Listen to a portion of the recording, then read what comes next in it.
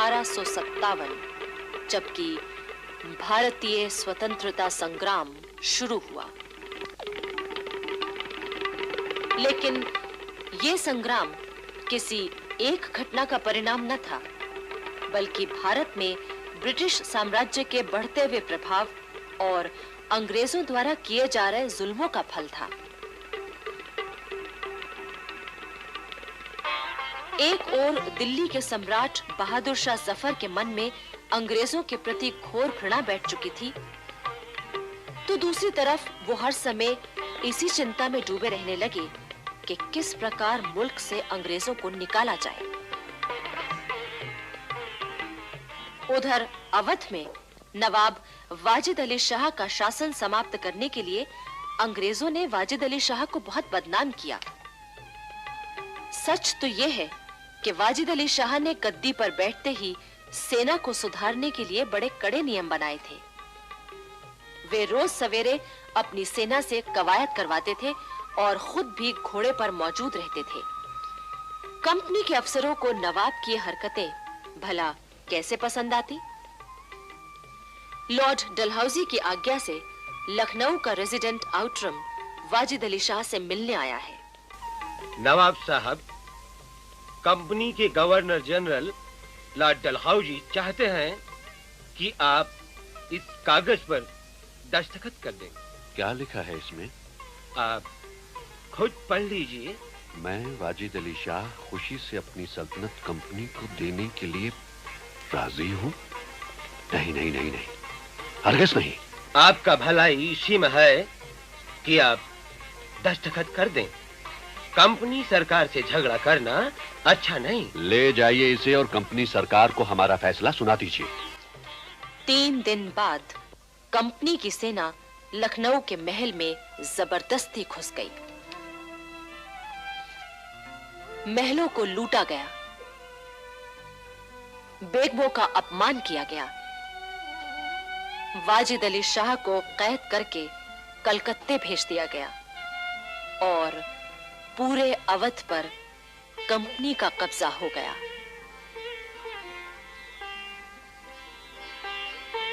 Lord Dalhousie की अपहरण नीति ने भी 1857 की क्रांति के बीज बोए थे।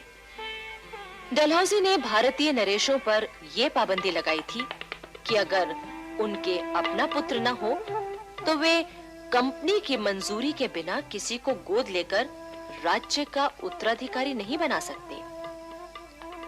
अपनी इस नीति के जरिए डलहौजी ने किसी न किसी बहाने से बहुत सी रियासतों को कंपनी के अधिकार में ले लिया था।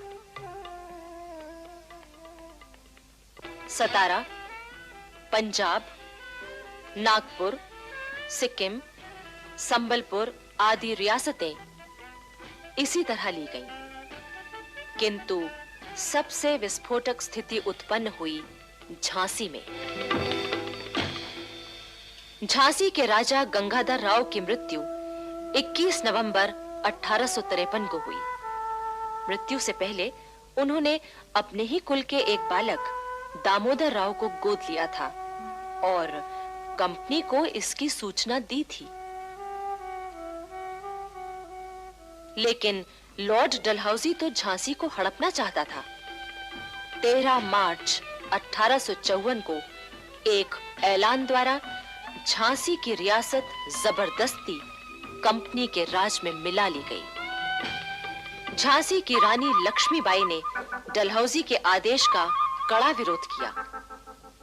उधर दक्षिण में पेशवा बाजीराव के गोद लिए पुत्र नाना साहब के साथ भी कंपनी सरकार कुछ कम अन्याय न कर रही थी। इससे नाना साहब के दिल में अंग्रेजों के लिए घृणा पैदा हो गई।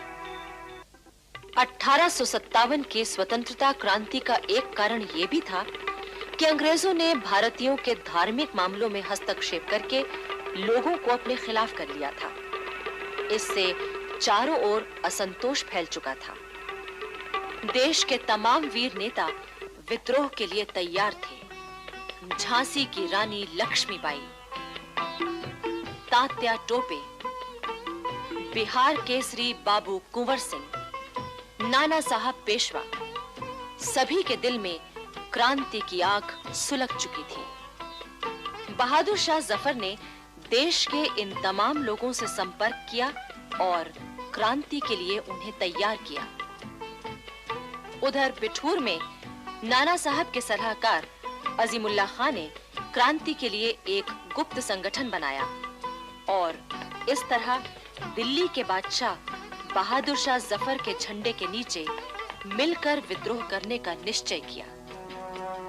इस विशाल गुप्त संगठन के लिए धन की कमी न थी। बैरकपुर से पेशावर तक और लखनऊ से सतारा तक हजारों राष्ट्रीय फकीर और साधु घूम-घूम कर एक-एक गांव और एक-एक पलटन में स्वतंत्रता संग्राम का प्रचार करने में जुट गए थे। उस समय क्रांति के 5 मुख्य केंद्र थे: दिल्ली, बिठूर, लखनऊ, कलकत्ता और सतारा। क्रांति के इस प्रचार में तमाशा, पवाड़ों, लावनियों और कठपुतलियों, नाटकों आदि का सहारा भी लिया गया। फकीर और साधु प्रचारकों को सवारी के लिए हाथी और मदद के लिए सिपाही दिए गए थे। सन 1857 के शुरू के दिनों में नाना साहब और अजीमुल्लाह खां तीर्थ यात्रा के बहाने बिठूर से निकले। नाना साहब का भाई बाला साहब भी उनके साथ था।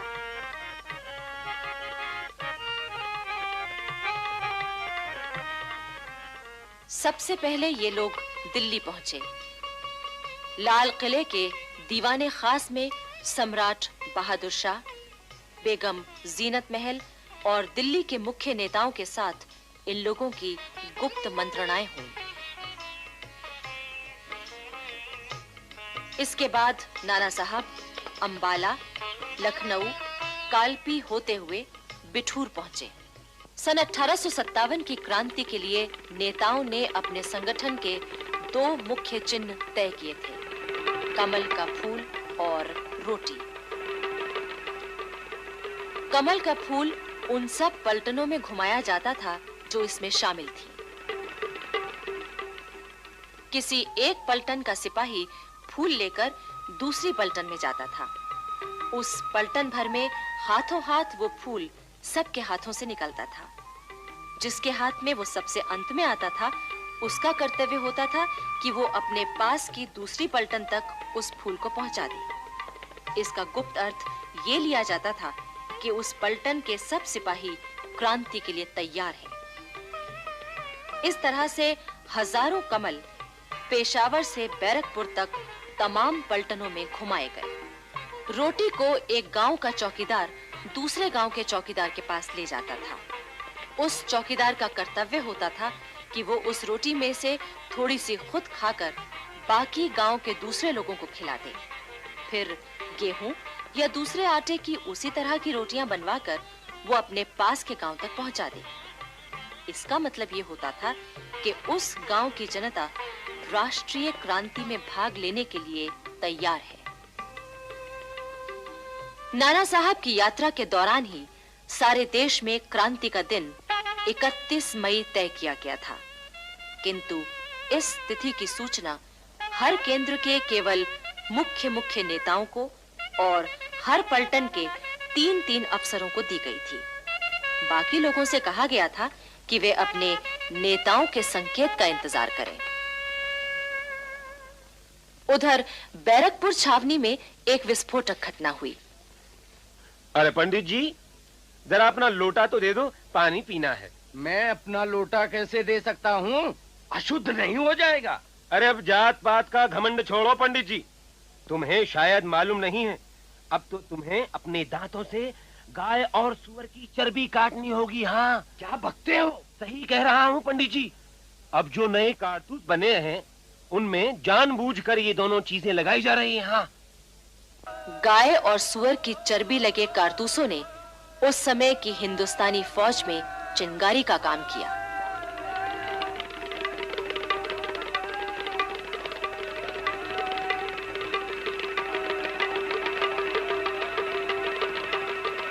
फरवरी 1857 में बैरकपुर छावनी के 19 नंबर पलटन के सिपाहियों को नए कारतूस दिए गए। सिपाहियों ने उन कारतूसों को इस्तेमाल करने से मना कर दिया। 19 नंबर पलटन में एक सिपाही था, मंगल पांडे। वो इस घटना से बहुत भरा हुआ था। 29 मार्च 1857 को पलटन को परेड मैदान पर बुलाया गया। अभी पलटन आकर खड़ी हुई ही थी कि अपनी भरी हुई बंदूक लेकर मंगल पांडे सामने कूद पड़ा और चिल्ला चिल्ला कर कहने लगा, भाइयों आओ, आप पीछे क्यों रहते हो? आओ, मैं आपको धर्म की सौगंध दिलाता हूँ। आजादी पुकार रही है कि हम फौरन अपने धोखेबाज दुश्मनों पर हमला बोल दें। रुकने का समय नहीं है। सार्जेंट मेजर ह्यूसन ने आदेश दिया कि मंगल पांडे को गिरफ्तार कर लिया जाए, पर सिपाही एक बार मंगल पांडे को देखते और एक बार अंग्रेज अफसर को। अगले ही क्षण मंगल पांडे की बंदूक से गोलियां चल पड़ी। मेजर ह्यूसन की लाश वहीं गिर पड़ी। लेफ्टिनेंट बॉग भी मरा नहीं था। उसने मंगल पांडे पर पिस्तौल से गोली चलाई, पर मंगल पांडे बच गए। इसके बाद मंगल पांडे तलवार निकालकर बॉग पर टूट पड़े और उसे मार दिया। थोड़ी देर में एक और अंग्रेज अफसर आया। उसने पांडे पर हमला करना चाहा तो एक सिपाही ने बंदूक का कुंदा उसके सर पर दे मारा। सारे सिपाही चिल्ला उठे, मंगल पांडे को हाथ मत लगाओ। इसके बाद एक बड़ा अफसर जनरल हियर्स गोरे सिपाहियों को लेकर आया। मंगल पांडे कह रहे थे, भाइयों, अब खड़ा भर चुका है। आप लोग विद्रोह का झंडा उठाएं। लेकिन सिपाही कुछ नहीं बोले। जब मंगल पांडे ने देखा कि सिपाही कुछ नहीं कर रहे हैं और वो अंग्रेज सैनिकों से घिर गया है, तो उसने अपने सीने में बंदूक दाग ली और वहीं गिर पड़े, पर मरे नहीं। मंगल पांडे को गिरफ्तार कर लिया गया और अस्पताल में उनका इलाज हुआ। 6 मई 1857 मेरठ छावनी में 90 हिंदुस्तानी सवारों की एक कंपनी को प्रयोग के तौर पर नए किस्म के कारतूस दिए गए। ये वही कारतूस थे जिनके बारे में कहा गया था कि इनमें गाय और सुअर की चर्बी लगी है। इन कारतूसों को दांत से काटकर चलाना था। 90 में से 85 सिपाहियों ने उन कारतूसों को इस्तेमाल करने से मना कर दिया। इन 85 सिपाहियों का कोर्ट मार्शल हुआ। आज्ञा न मानने के जुर्म में उन्हें 8 से 10 साल कैद की सजा सुनाई गई। 9 मई की सुबह उन 85 बंदी सिपाहियों को परेड मैदान में लाकर खड़ा किया गया। उनके सामने गोरी फौज और उसके साथ तोपखाना भी खड़ा किया गया। इस दृश्य को दिखाने के लिए छावनी के बाकी सिपाहियों को भी बुलाया गया ताकि वो भी सबक लें। बंदी बनाए गए सभी 85 सिपाहियों की वर्दियां उतरवा ली गईं। बेड़ियां डाल दी गईं। इस तरह अपमानित करके उन्हें जेलखाने ले जाया गया। अपने साथियों के साथ हुए इस जुल्म को देखकर वहां खड़े भारतीय सिपाही भीतर ही भीतर दुख और गुस्से से परेशान हो उठे। उसी दिन शाम को जब मेरठ छावनी के बाकी सिपाही बाजार में घूमने गए तो सभी ने उन्हें नफरत की निगाह से देखा। लो, ये आ गए बड़े सूरमा, अंग्रेजों के गुलाम। इनके भाई जेल में बंद हैं और ये यहाँ मूछें तानकर मक्खियाँ मारने आए हैं। मक्खियाँ मारने नहीं, चूड़ियाँ पहनने आए हैं। हाँ। अरे तो देर किस बात की है? लो भैया, पहन लो चूड़ियाँ। सिपाहियों के लिए ये अपमान बर्दाश्त करना मुश्किल हो गया। बैरकों में उसी रात गुप्त सभाएं हुई। न कोई सो सका, न किसी को चैन आया। 9 मई की ही रात को सिपाहियों ने दिल्ली के नेताओं को खबर भेज दी कि हम विद्रोह कर रहे हैं और कल या परसों तक दिल्ली पहुंच रहे हैं। अब हमारे लिए 31 मई तक रुकना मुश्किल है। 10 मई 1857 उस दिन रविवार था। मेरठ शहर के अंदर नगर निवासी और हजारों हथियारबंद ग्रामवासी इकट्ठा हो रहे थे। उधर छावनी में वो सुबह आई जिसका क्रांतिकारी सिपाही सारी रात बेताबी से इंतजार करते रहे थे। उनका दल सबसे पहले जेल खाने की ओर बढ़ा। उन्होंने जेल की दीवार तोड़ दी और जेल में घुस गए। उन्होंने बंदी बनाए सिपाहियों की बेड़ियां काट दी और उन्हें मुक्त किया। जेल के जेलर भी क्रांतिकारियों से मिल गए थे। उन्होंने न तो कोई विरोध किया और न अंग्रेज अफसरों को खबर ही दी। इसके बाद सारे क्रांतिकारी सिपाही अंग्रेजों का खात्मा करने के लिए दौड़ पड़े। हिंदू, मुसलमान, पैदल, सवार और तोपखाने के सिपाही सभी विद्रोही हो उठे।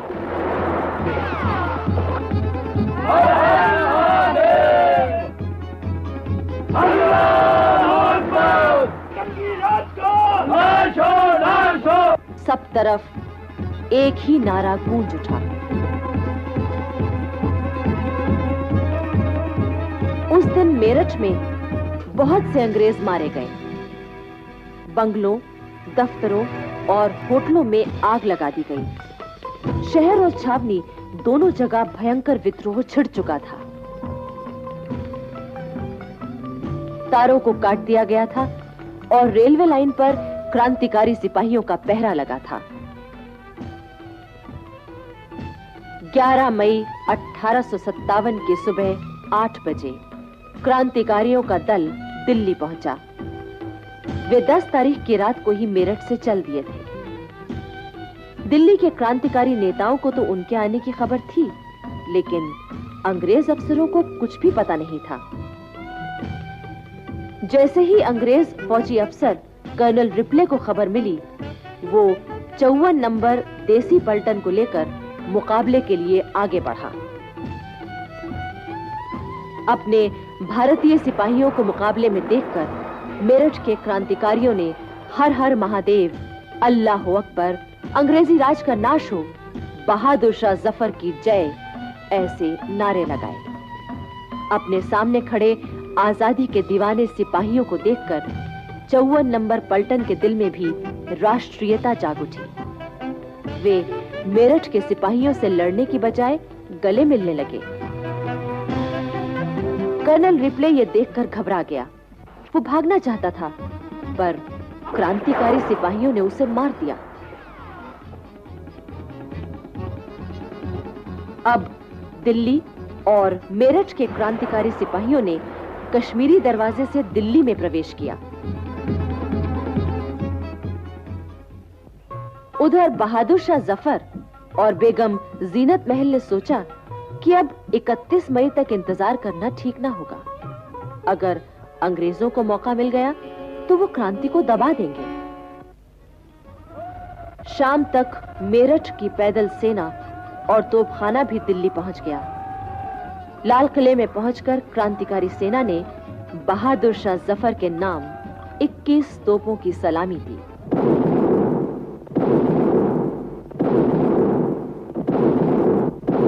बहादुर शाह के पास पहुंचकर क्रांतिकारी सिपाहियों ने उन्हें सलाम किया और मेरठ का हाल सुनाया। मेरा खजाना खत्म हो चुका है, मैं आप लोगों को तनख्वाहें कहां से दूंगा? हम लोग हिंदुस्तान भर के अंग्रेजी खजाने ला लाकर आपके कदमों में डाल देंगे।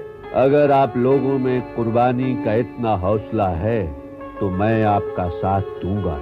वैसे आप जानते हैं कि मैं बूढ़ा और कमजोर हूँ, इसलिए आपको अपना रहनुमा तो चुनना ही होगा। बहादुर शाह जफर की जय! बहादुर शाह जफर की जय! एक बार फिर लाल किले पर बहादुर शाह जफर का हरा और सुनहरा झंडा फहरा उठा। इसके बाद क्रांतिकारियों ने अंग्रेजों के तमाम खजाने, बैंक, इमारतें आदि अपने कब्जे में ले ली। जहां जो अंग्रेज मिला उसे कत्ल कर दिया गया। 11 मई से 16 मई तक दिल्ली में अंग्रेजों का कत्लेआम हुआ। दरियागंज के तमाम अंग्रेजी बंगले जला दिए गए। अब बारी थी दिल्ली के शस्त्र भंडार की, जिसमें करीब 9 लाख कारतूस, 10,000 बंदूकें और बहुत सा गोला बारूद था। यहाँ पर 9 अंग्रेज सिपाहियों का पहरा था। वे किसी भी हालत में ये शस्त्र भंडार क्रांतिकारी सेना को सौंपने को तैयार नहीं थे। आखिर क्रांतिकारी सेना ने उन पर आक्रमण कर दिया। वे 9 अंग्रेज सिपाही ज्यादा देर टिक न सके। उनमें से एक अंग्रेज सिपाही ने शस्त्र भंडार में आग लगा दी। इससे इतना भयानक विस्फोट हुआ कि वे 9 अंग्रेज सैनिक, 25 हिंदुस्तानी और करीब 300 दिल्लीवासी मारे गए। 16 मई 1857 को दिल्ली शहर कंपनी के हाथों से पूरी तरह आजाद हो गया और सम्राट बहादुर शाह जफर का शासन स्थापित हो गया। बहादुर शाह जफर ने सबसे पहले बरेली के बहादुर बख्त खां को सेना की कमान सौंपी और उसे प्रधान सेनापति बनाया। इस मौके पर बहादुर शाह ने बख्त खां से कहा, बहादुर, मुझे तुझ पर बड़ा भरोसा है। मुझे तुम खुदा हवाले करो और यहाँ मैदान जंग में कुछ करके दिखाओ। इसके बाद बहादुर शाह जफर ने देशवासियों के नाम एक पैगाम प्रसारित किया। मेरी ये दिली ख्वाहिश है कि जिस कीमत पर और जिस जरिए से भी हो सके फिरंगियों को हिंदुस्तान से बाहर निकाल दिया जाए, लेकिन इस मकसद को पूरा करने के लिए जिस इनकलाबे जंग की शुरुआत की गई है वो तब तक फतेहयाब नहीं हो सकती जब तक कि कोई ऐसा शख्स जो इस तहरीक के तमाम बार को अपने कंधों पर उठा सके और तमाम कौम का नुमाइंदा कहला सके, मैदान में आकर इस इनकलाबी जंग की क़यादत अपने हाथ में न ले ले। बहादुर शाह ने यह भी ऐलान किया, अंग्रेजों को मुल्क से निकाल दिए जाने के बाद अपने जाती फायदे के लिए हिंदुस्तान पर हुकूमत करने की बाखुदा मेरी जरा भी ख्वाहिश नहीं है। याद रखें, खुदा ने इंसान को जितनी भी नेमतें अता की हैं उसमें सबसे बड़ी बरकत आजादी है। इसलिए हमें हर कीमत पर अपनी आजादी की हिफाजत करनी है। मैं खुदा को हाजिर नाजिर जानकर आपसे ये भी वायदा करता हूँ कि मुल्क से अंग्रेजों के निकाल दिए जाने के बाद मैं अपने तमाम शाही अख्तियारात कौम के उस शख्स को सौंप दूंगा जिसे आप लोग चुनेंगे। क्रांति की चिंगारी सारे देश में फैल चुकी थी। दिल्ली के सेनापति ने तमाम देश के बहादुर फौजों को संगठित करने के लिए खत भेजे।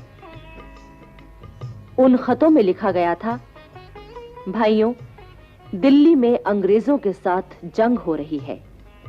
खुदा की दुआ से हमने अंग्रेजों को जो पहली शिकस्त दी है उससे वो इतना घबरा गए हैं जितना किसी दूसरे मौके पर इन शिकस्तों से भी ना घबराते। बेशुमार हिंदुस्तानी बहादुर दिल्ली में आकर जमा हो रहे हैं।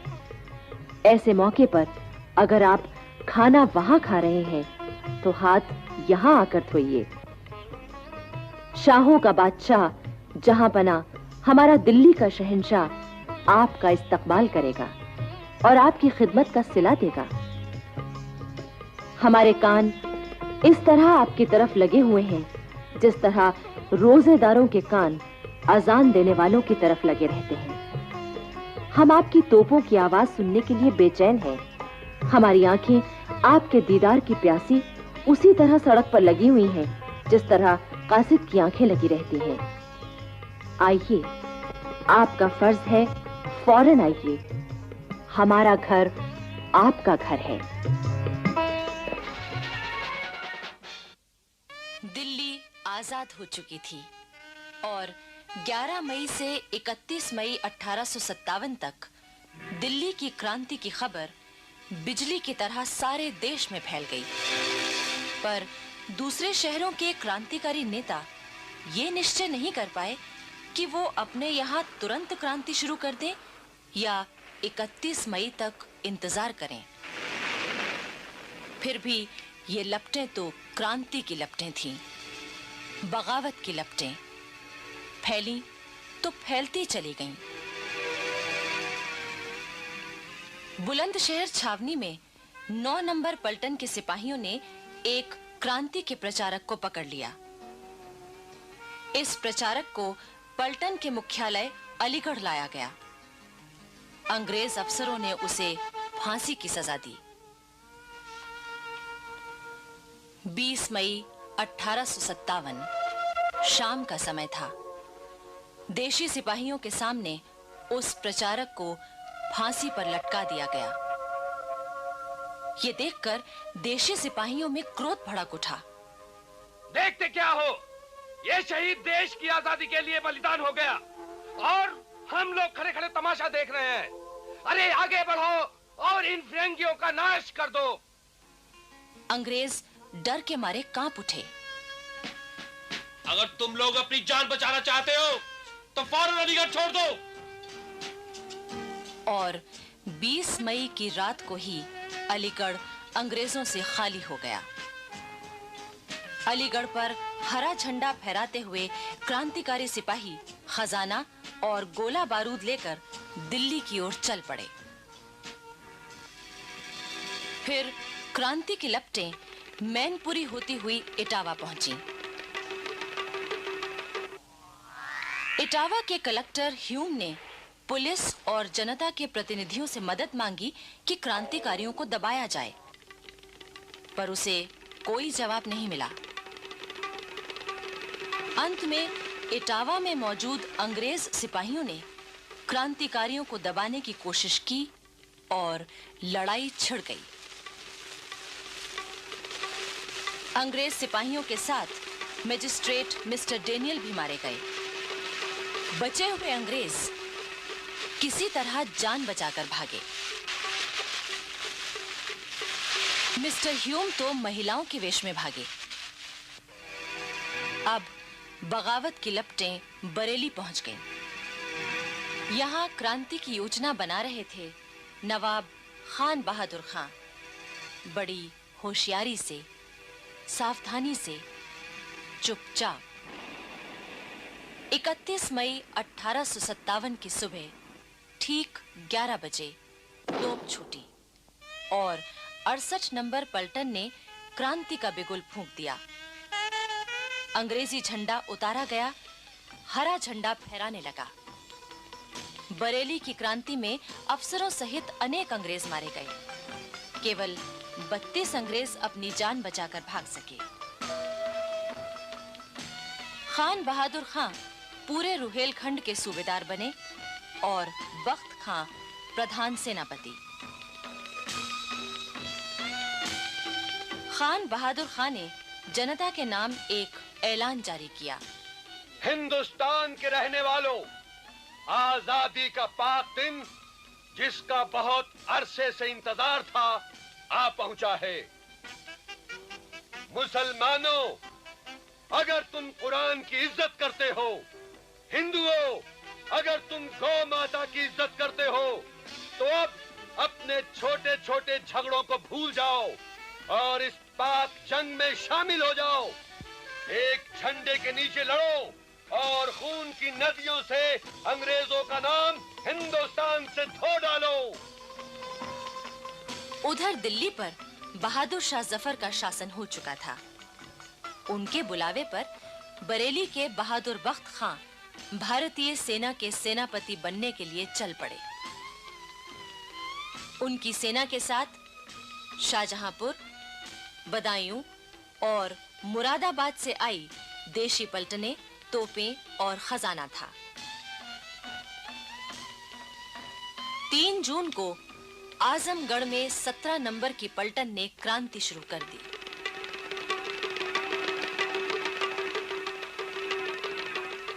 लेकिन उन्होंने अंग्रेजों को मारा नहीं, बल्कि उनके वहां से चले जाने का बंदोबस्त करके इमारतों, खजानों और गोला बारूद पर कब्जा कर लिया।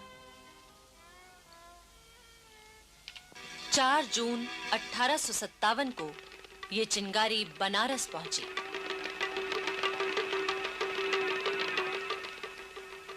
अंग्रेज अफसरों ने तय किया कि देशी सिपाहियों से उनके हथियार रखवा लिए जाएं। उन्हें परेड ग्राउंड बुलाया गया। अंग्रेज अफसरों ने जैसे ही देशी सिपाहियों को हथियार रखने का आदेश दिया कि इन सिपाहियों ने अंग्रेजों पर हमला बोल दिया।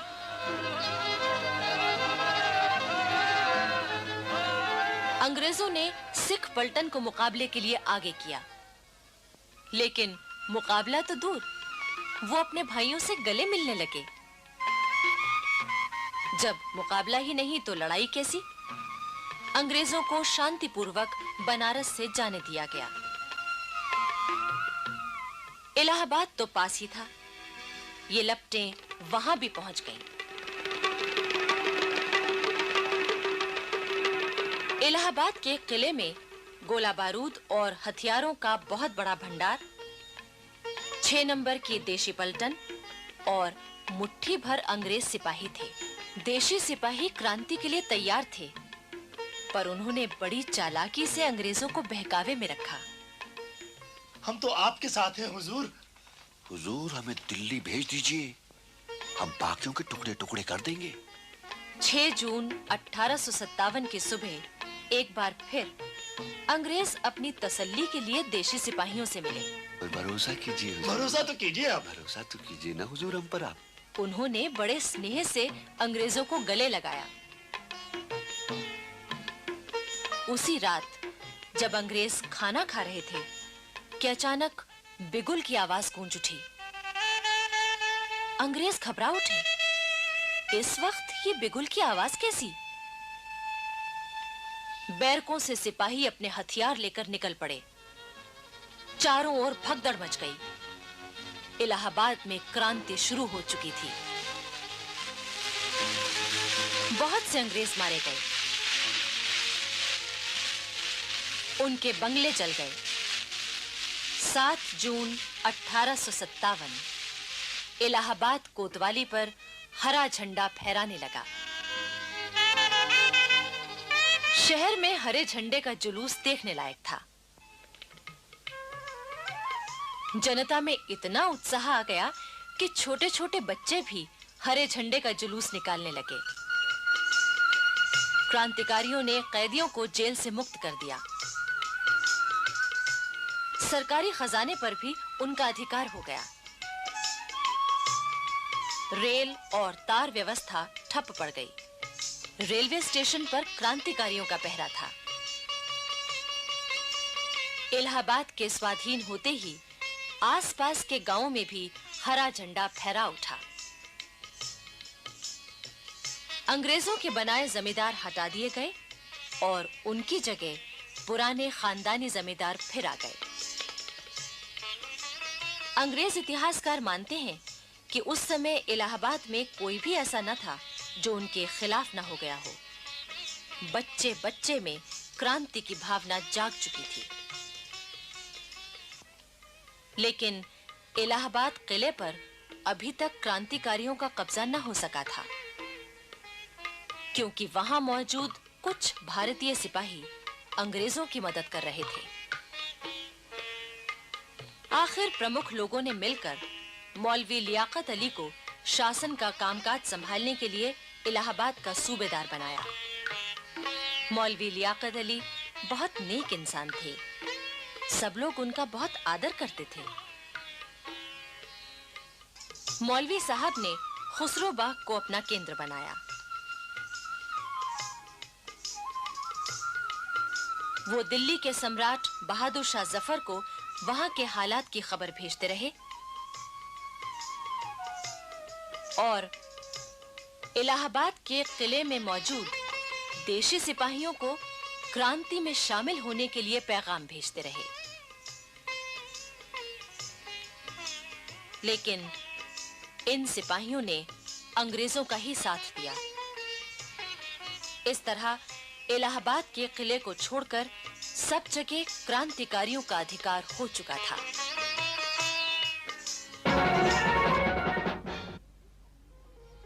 दिल्ली की क्रांति की खबर देश के कोने-कोने में कैसे पहुंची, इसे एक अंग्रेज लेखक के शब्दों में ही कहना ज्यादा प्रामाणिक होगा। गदर का एक आश्चर्यजनक पहलू यह था कि दूर-दूर के स्थानों में सभी महत्वपूर्ण खबरें बड़ी तेजी से और प्रामाणिक रूप से पहुंच जाती थीं। खबरें ले जाने का काम ज्यादातर हरकारे करते थे, जो इतनी तेजी से चलते थे कि हमें विश्वास ही नहीं होता।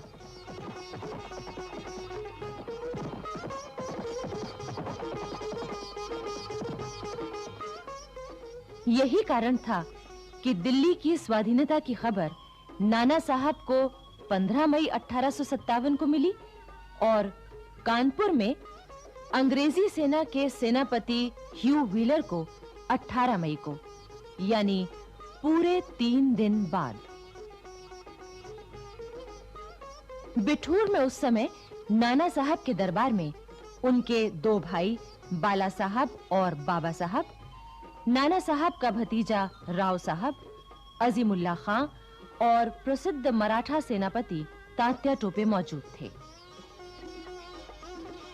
दिल्ली की क्रांति की खबर जब कानपुर में फैली तो हिंदुओं और मुसलमानों की सभाएं होने लगीं।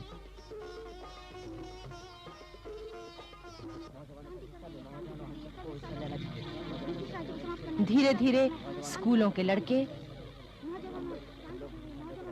बाजारों में आम लोग और गली मोहल्लों में भी स्वतंत्रता क्रांति की बातें शुरू हो गईं।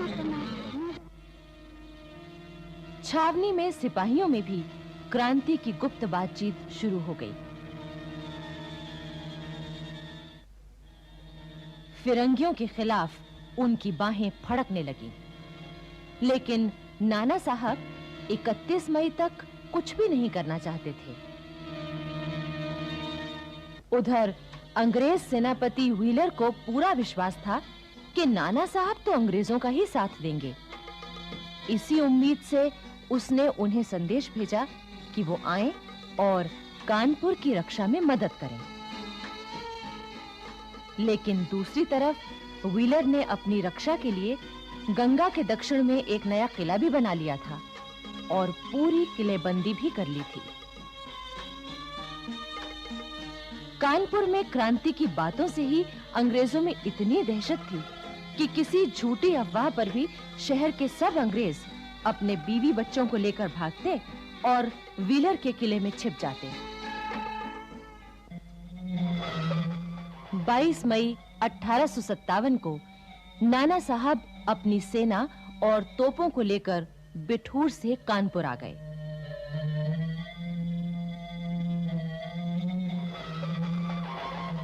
उन्होंने नवाबगंज में अपना डेरा जमाया।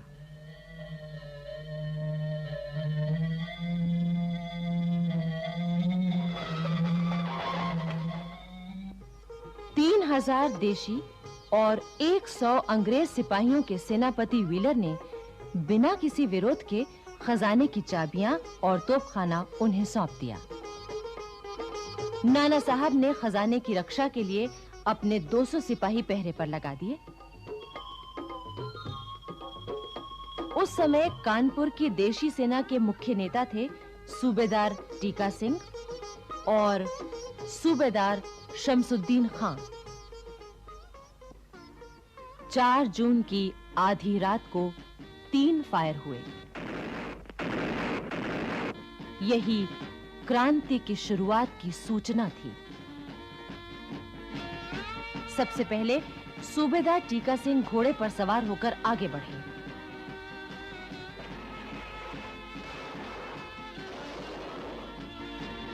फिर देशी पलटन के हजारों घुड़सवार और पैदल सिपाही मैदान में निकल आए।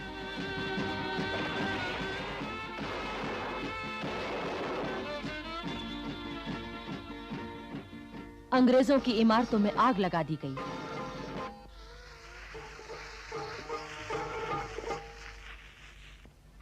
उनके झंडे को हटाकर हरा झंडा फहरा दिया गया। 5 जून को नाना साहब की सेना भी क्रांति सेना से मिल गई। सब तरफ उनका कब्जा हो गया।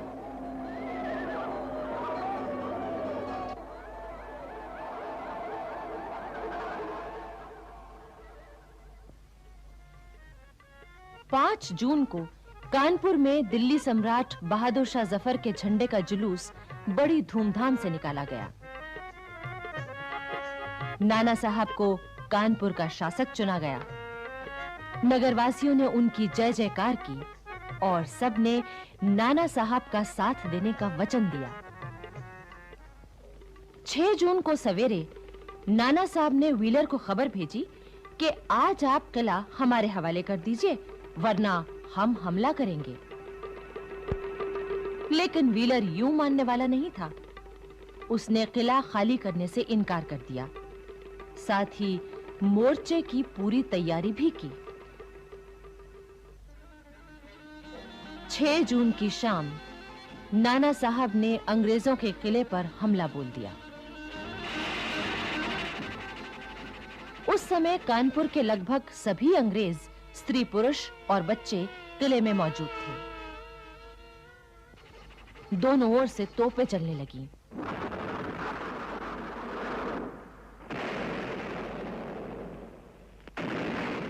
दोनों ओर के सिपाही मरने लगे, घायल होने लगे। इस संघर्ष के दौरान कानपुर की जनता का हौसला बढ़ा हुआ था। महिलाएं भी बड़े उत्साह से जुटी हुई थीं। क्रांतिकारी सेना को गोला बारूद और खाना पहुंचाने के साथ-साथ घायलों की सेवा भी कर रही थीं। इसमें कानपुर की एक वेश्या अजीजन ने तो कमाल ही कर दिया। एक अंग्रेज इतिहासकार लिखता है कि अजीजन हथियार बांधे घोड़े पर सवार बिजली की तरह दौड़ती फिरती थी।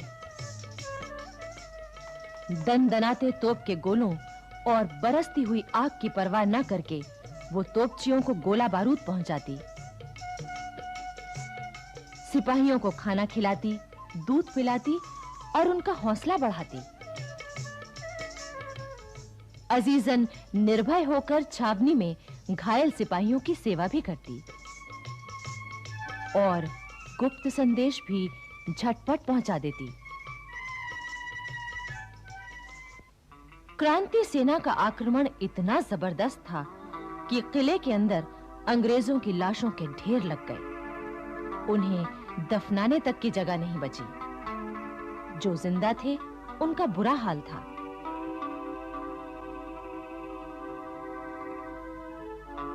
किले में केवल एक ही कुआं था जो गोले गिरने से टूट चुका था। अंग्रेजों को पीने का पानी मिलना भी मुश्किल हो गया था। कई अंग्रेज हैजा, पेचिश और बुखार के कारण बीमार पड़ गए। उधर नाना साहब ने शहर के तमाम खास लोगों की सभा बुलाई और उनकी सलाह से शहर का शासन चलाने का इंतजाम किया। हुलास सिंह को मुख्य न्यायाधीश बनाया। फौज को रसद पहुंचाने की जिम्मेदारी मुल्ला को सौंपी। दीवानी के मुकदमों के लिए ज्वाला प्रसाद, अजीमुल्लाह खां और बाबा साहब की अदालत बनाई गई। अंग्रेज इतिहासकार एम टॉमसन ने लिखा है कि नाना साहब की शासन व्यवस्था में नगर में पूरी तरह शांति थी। 18 जून और 23 जून को अंग्रेजों से फिर घमासान युद्ध हुए।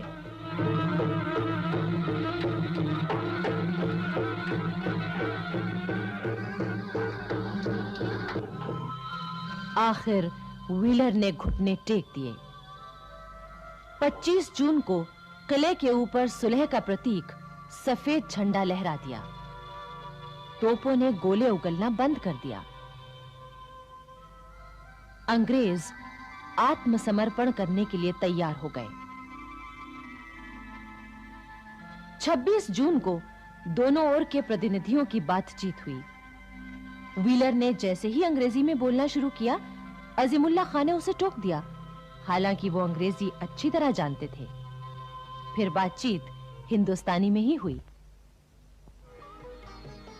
27 जून को किले पर बहादुर शाह जफर का हरा झंडा लहराने लगा।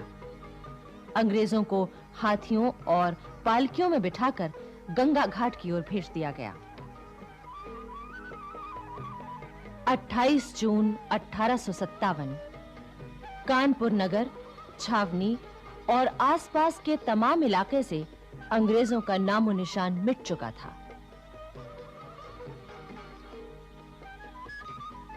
नाना साहब ने इस मौके पर एक बड़ा दरबार किया, जिसमें 6 पैदल पलटने, 2 घुड़सवार पलटने, जमींदार और हजारों की तादाद में जनता आई। सबसे पहले सम्राट बहादुर शाह जफर के नाम पर 101 तोपों की सलामी हुई। इसके बाद नाना साहब को 21 तोपों की सलामी दी गई। नाना साहब ने इस मौके पर सबको धन्यवाद दिया। साथ ही फौज में 1 लाख रुपए इनाम के रूप में बांटे गए। इसके बाद नाना साहब बिठूर आए, जहां वो 1 जुलाई 1857 को पेशवा की गद्दी पर बैठे। उनका विधिवत राज तिलक हुआ और नाना साहब धुंधुपंत पेशवा बन गए। 1857 की क्रांति की तैयारियां झांसी में भी शुरू हो गई थीं।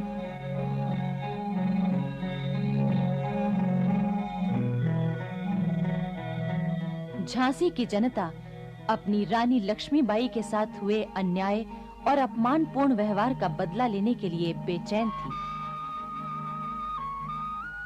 रानी महल में हर रोज गुप्त सभाएं, मंत्रणाएं हो रही थीं। आखिर 4 जून 1857 को झांसी में 12 नंबर देसी पलटन के हवलदार गुरबख्श सिंह ने विद्रोह की तलवार निकाल ली। क्रांतिकारी सेना ने तोपखाने और खजाने पर कब्जा कर लिया। इसके बाद रानी लक्ष्मीबाई हथियारों से लैस होकर निकल पड़ी और उन्होंने क्रांतिकारी सेना का नेतृत्व संभाल लिया। झांसी में चारों ओर विद्रोही सेना फैल गई और अंग्रेजों के हाथ से सत्ता छीन ली गई। 7 जून को क्रांतिकारी सेना ने झांसी के किले पर हमला किया। इस हमले का नेतृत्व कर रहे थे रिसालदार काले खां और तहसीलदार मोहम्मद हुसैन। किले के अंदर मौजूद हिंदुस्तानी सिपाहियों ने भी विद्रोह कर दिया। किले के भीतर और बाहर संघर्ष शुरू हो चुका था। 8 जून को रिसालदार काले खां के हुक्म से किले के अंदर मौजूद 67 अंग्रेज पुरुष, स्त्रियों और बच्चों को मौत के घाट उतार दिया गया। अंग्रेज इतिहासकार स्वयं मानते हैं कि इस हत्याकांड में रानी लक्ष्मीबाई का कोई हाथ नहीं था और न ही उन्होंने इसकी इजाजत दी थी। 8 जून 1857 को झांसी कंपनी सरकार के चंगुल से मुक्त हो गई। गद्दी का उत्तराधिकारी दामोदर राव चूंकि बालिग नहीं था, इसलिए रानी लक्ष्मीबाई ने झांसी का शासन संभाला। झांसी में जगह-जगह घोषणा की गई, खलक खुदा का, मुल्क बादशाह का, हुक्म रानी लक्ष्मीबाई का।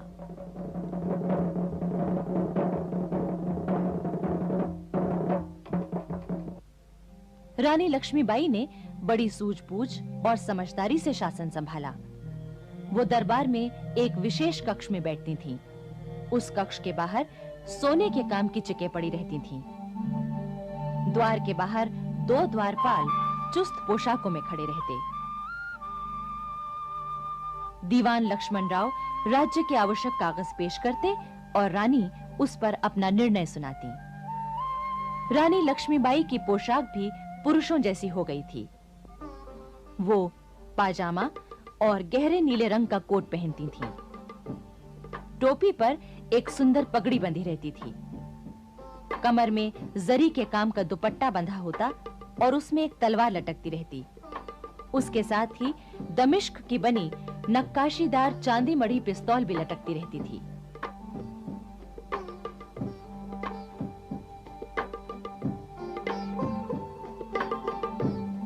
झांसी के किले पर अब स्वाधीनता का हरा झंडा लहराने लगा था।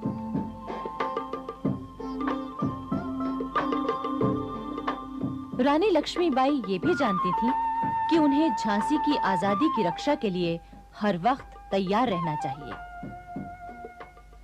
वो सेना तैयार करने लगी। लोगों को युद्ध का प्रशिक्षण दिया जाने लगा। पुरुषों के साथ-साथ कई स्त्रियां भी युद्ध कला और शस्त्र संचालन की कला सीखने लगीं। इनमें रानी की 2 सहेलियां सुंदर और मुंदर भी थीं। रानी ने क्रांतिकारी सिपाहियों के नेताओं से भी संपर्क बनाए रखा और उनकी खबरें प्राप्त करती रहीं। उधर अवध में भी क्रांति की पूरी तैयारियां थीं। इतिहासकार लिखते हैं कि क्रांति की तैयारियां जितनी अच्छी अवध में थीं, उतनी देश में कहीं नहीं थीं। हजारों मौलवी और हजारों पंडित स्वाधीनता के युद्ध के प्रचार में लगे हुए थे। वो एक-एक बैरक में जाकर सिपाहियों से बातचीत करते। हर गांव, गली मोहल्ले में जाकर पंडित जी और मौलवी साहब आजादी की लड़ाई के लिए जनता को तैयार कर रहे थे। लखनऊ में 13 मई को मेरठ की क्रांति की और 14 मई को दिल्ली की क्रांति की खबरें आईं।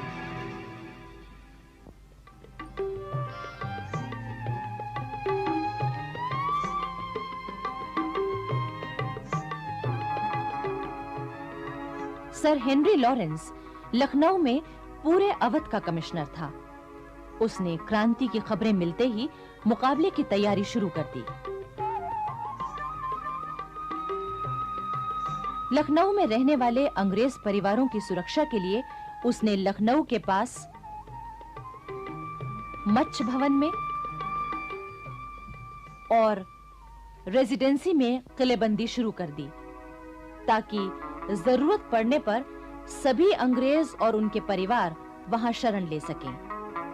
अंग्रेज महिलाओं और बच्चों को तो वहां पहले ही पहुंचा दिया गया था। 30 मई 1857 की रात ठीक 9 बजे तोप छूटी। क्रांति आरंभ होने का यही संकेत था। 71 नंबर की पलटन सबसे पहले बंदूकें लेकर निकल आई। उसने अंग्रेजों के बंगले जलाए और जो भी अंग्रेज मिले उन्हें मार दिया गया। सन 1857 में पंजाब की सबसे बड़ी छावनी लाहौर के पास मियामीर में थी। मियामीर में गोरे सिपाहियों की तुलना में हिंदुस्तानी सिपाही 4 गुना ज्यादा थे। अंग्रेजों के खिलाफ क्रांति के प्रचारकों ने क्रांति की चिंगारियां पेशावर, लाहौर, अमृतसर, जालंधर, फिल्लौर, फिरोजपुर आदि सभी स्थानों में पहुंचा दी थी। पंजाब के हिंदुस्तानी सिपाहियों की योजना ये थी कि सबसे पहले मियामीर के सिपाही लाहौर के किले पर चढ़ाई करेंगे। इसके बाद पेशावर, अमृतसर, फिल्लौर और जालंधर की पलटनें एक साथ क्रांति आरंभ कर देंगी। मियामीर में रॉबर्ट मॉन्टगोमरी अंग्रेज सेनापति था। वो बहुत चतुर और चालाक था। उसे जैसे ही मेरठ और दिल्ली की घटनाओं की जानकारी मिली, वो तुरंत सावधान हो गया। तभी उसके एक गुप्तचर ने खबर दी कि मियामीर के हिंदुस्तानी सिपाही भी क्रांति करने वाले हैं। 13 मई 1857 को मियामीर के परेड मैदान में मॉन्टगोमरी ने 1000 हिंदुस्तानी सिपाहियों को बुलाया। इसके तुरंत बाद तोपखाने सहित गोरे सैनिकों का दल आ गया और उसने हिंदुस्तानी सिपाहियों के दल को घेर लिया। मॉन्टगोमरी ने हिंदुस्तानी सिपाहियों को आदेश दिया कि वो अपने अपने हथियार नीचे रख दें। अंग्रेजों की सेना और तोपखाने से घिरे हिंदुस्तानी सिपाहियों ने मजबूर होकर हथियार रख दिए और चुपचाप अपनी बैरकों में चले गए। लाहौर के किले में मौजूद हिंदुस्तानी सिपाहियों से हथियार रखवाने के लिए एक गोरी पलटन भेजी गई। उसने वहां के सिपाहियों से हथियार रखवाकर किले के बाहर बैरकों में भेज दिया। उधर पेशावर में 24, 27, 51 नंबर की पैदल और 5 नंबर की सवार पलटनें 22 मई 1857 को क्रांति का बिगुल फूंकने को तैयार थीं।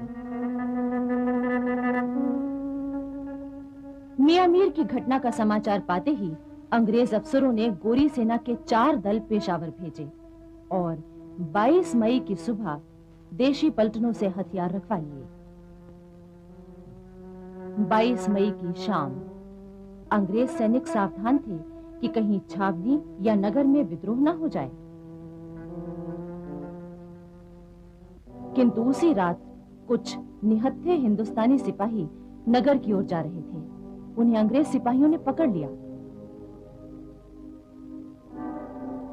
उसी रात 14 हिंदुस्तानी सिपाहियों को फांसी पर लटका दिया गया ताकि बाकी सिपाही उनसे सबक लें। बैरकों के बाहर तोपें लगा दी गईं। कोई भी हिंदुस्तानी सिपाही बाहर नहीं निकल सकता था। जिसने हिम्मत की उसे तोप के मुंह से बांधकर उड़ा दिया गया। पेशावर के पास होती मैदान में 55 नंबर पैदल पलटन थी। इसके सेनापति कर्नल स्पैटिश वुड को भरोसा था कि उसकी पलटन विद्रोह नहीं करेगी, किंतु पंजाब के अंग्रेज अफसरों ने उन पर दबाव डाला कि पलटन से हथियार रखवा लिए जाएं। इस पर दुखी होकर कर्नल स्पैटिश वुड ने आत्महत्या कर ली। होती मर्दान की 55 नंबर पैदल पलटन से हथियार रखवाने के लिए पेशावर से अंग्रेजों की सेना आई। 55 नंबर पैदल पलटन किले से भाग निकली। अंग्रेजों की सेना भारी संख्या में थी।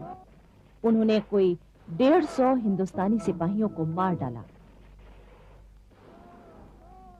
जो हिंदुस्तानी सिपाही पकड़े गए उन्हें बाद में तोपों के मुंह से बांधकर उड़ा दिया गया। इस हृदय विदारक दृश्य का वर्णन अंग्रेज इतिहासकार जॉर्ज बिकर्स ने किया है। एक चौरस मैदान के 3 ओर फौज खड़ी थी और चौथी ओर 10 तोपें थीं। पहले 10 हिंदुस्तानी सिपाहियों को लाकर तोपों के मुंह से बांधा गया और फिर तोप खाने के अफसर ने अपनी तलवार हिलाई। एक साथ 10 तोपों की गरज सुनाई दी और धुएं के साथ सिपाहियों के हाथ पांव सिर चारों ओर उड़ते हुए दिखाई दिए। ये दृश्य 4 बार दोहराया गया। फिरोजपुर में कंपनी सरकार के गोला बारूद के बहुत बड़े भंडार की रखवाली हिंदुस्तानी सिपाही करते थे। उन सिपाहियों के इरादे जानने के लिए अंग्रेजों ने उन्हें परेड पर बुलाया।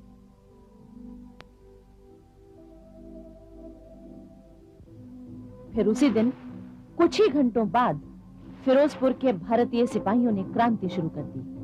अंग्रेजों ने स्वयं गोला बारूद का भंडार जला दिया। जालंधर, फिल्लौर और लुधियाना की देसी पलटनें चुपचाप क्रांति की तैयारी कर रही थीं। 9 जून 1857 को आधी रात के समय जालंधर की देसी पलटन ने क्रांति का ऐलान कर दिया। वहां मौजूद अंग्रेज सेना के सिपाही और अफसर घबरा गए। क्रांतिकारी सेना बड़ी शान से लुधियाना की ओर रवाना हो गई। जालंधर की सेना का एक सिपाही फिल्लौर पहुंचा और उसने क्रांति की सूचना दे दी और वो आकर जालंधर की क्रांतिकारी सेना से मिल गई। अब दोनों सेनाएं लुधियाना की ओर बढ़ी। लुधियाना के अंग्रेज अफसरों ने सतलज पर बना कश्तियों का पुल तोड़ दिया। क्रांतिकारी सेना ने रात के समय उस पुल से कोई 3 किलोमीटर दूर से सतलज को पार करना चाहा, लेकिन पीछे से अंग्रेजी सेना ने हमला कर दिया। घमासान युद्ध हुआ। अंत में क्रांतिकारी सेना विजयी हुई।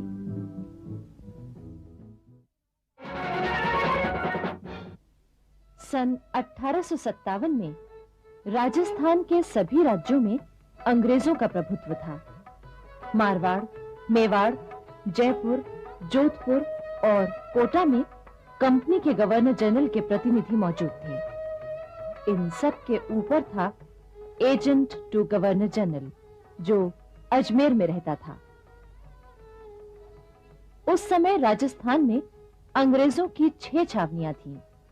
ये छावनियां नसीराबाद, नीमच, देवली, ब्यावर, एरनपुरा और खेरवाड़ा में स्थित थीं। इन छावनियों में 5000 भारतीय सैनिक थे। देश के अन्य भागों की तरह राजस्थान में भी शहरों और छावनियों में साधु और फकीरों के वेश में क्रांति के प्रचारक आए। उन्होंने सैनिकों में चर्बी वाले कारतूसों के खिलाफ प्रचार किया और विद्रोह की भावना जगाई। चर्बी वाले कारतूसों की बात सैनिकों में बिजली की तरह फैल गई। अंग्रेज अफसरों ने झटपट देसी सिपाहियों से कारतूस वापस ले लिए। सिपाहियों का शक और भी पक्का हो गया। तभी एक और अफवाह जंगल की आग की तरह फैली कि सिपाहियों को खाने के लिए जो आटा दिया जाता है उसमें हड्डियों का चूरा मिलाया जाता है। इन बातों को लेकर भारतीय सिपाहियों में विद्रोह की आग सुलगने लगी। वो आपस में गुप्त मंत्रणाएं करने लगे। नसीराबाद में मेरठ की बगावत की खबर मिलते ही अंग्रेज अफसरों ने छावनियों के चारों ओर गोले भरवाकर तोपें रखवा दी। अब तो भारतीय सिपाही और भी परेशान हो गए। कई जगह सिपाहियों ने अपने अंग्रेज अफसरों से उनके बदलते व्यवहार का कारण पूछा। साहब, क्या ये सब तैयारियां हमें दबाने के लिए की जा रही हैं? वो तुम लोग तो अच्छा आदमी है, ये सब तुम्हारी भलाई के लिए है। तो ये बात सच है। आखिर 28 मई 1857 को दोपहर 3 बजे 15वीं इन्फेंट्री के सिपाहियों ने क्रांति का बिगुल फूंक दिया। वो अपने अपने हथियार लेकर बैरकों से बाहर निकल आए। तोपों पर तैनात भारतीय सिपाहियों ने जरा सी भी देर नहीं की। उन्होंने छावनी पर अंग्रेजों के हमले को विफल करने के लिए तोपों के मुंह मोड़ दिए। क्रांतिकारी सिपाहियों का उद्देश्य था हथियार और खजाना अपने कब्जे में लेकर दिल्ली की ओर बढ़ना। जोधपुर और जयपुर में उनका रास्ता रोकने वाले अंग्रेजों को मुंह की खानी पड़ी। उधर नीमच के क्रांतिकारी चित्तौड़, हमीरगढ़ और बनेड़ा स्थित अंग्रेजों के ठिकानों पर हमला करते हुए दिल्ली की तरफ चल दिए। निम्बाहेड़ा की जनता ने उन्हें भोजन रसद आदि दी। उधर एरनपुरा की सैनिक टुकड़ी जब मारवाड़ के रास्ते दिल्ली की ओर बढ़ी तो आउवा के ठाकुर कुशाल सिंह भी उनके साथ हो लिए। उन्होंने बिथोरा नामक स्थान में कर्नल हीथ को हराया। 18 सितंबर 1857 को राजस्थान के agent to governor general George Lawrence के साथ आउवा में एक बार फिर टक्कर हुई। जॉर्ज लॉरेंस हार गया और क्रांतिकारी दिल्ली की ओर बढ़ गए। उधर भरतपुर में महाराजा ने विद्रोही सेना का रुख देखते हुए अंग्रेज अफसर मेजर मॉरिसन को सलाह दी कि वो भरतपुर छोड़कर चला जाए। मजबूर मॉरिसन 8 जुलाई 1857 को चला गया।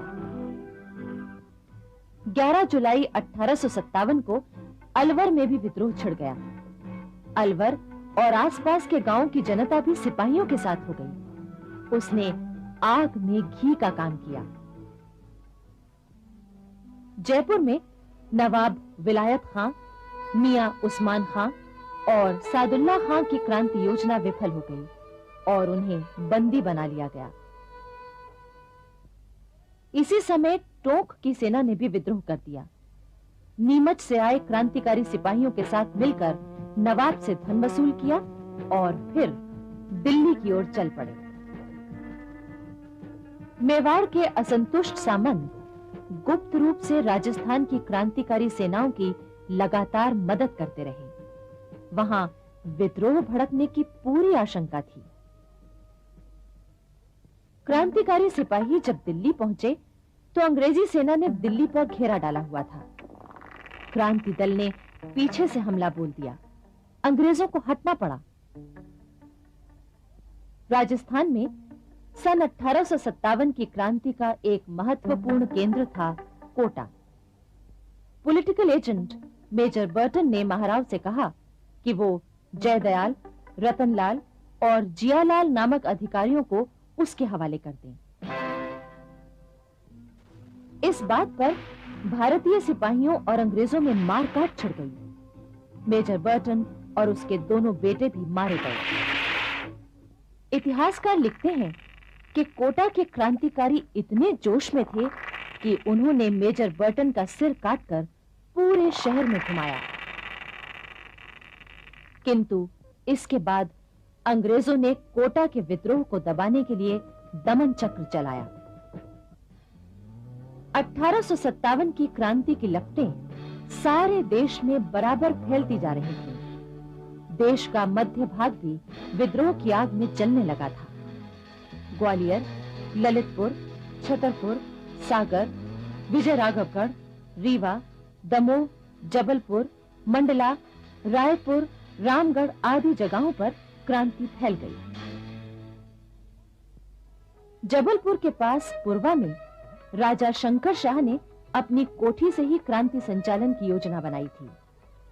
52वीं रेजिमेंट के सिपाहियों का आना जाना बराबर बना हुआ था, किंतु किसी गद्दार ने ये बात अंग्रेजों तक पहुंचा दी।